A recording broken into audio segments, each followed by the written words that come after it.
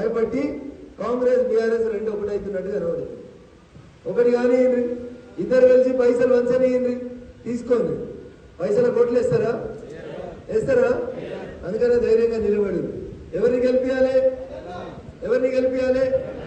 Karimnagar BJP గెలుస్తుందా? Warangal గెలుస్తుందా? Zaheerabad గెలుస్తుందా? Secunderabad గెలుస్తుందా? Malkajgiri గెలుస్తుందా? మరి మెదక్ గెలవాలా వద్దా? గెలవాలా వద్దా?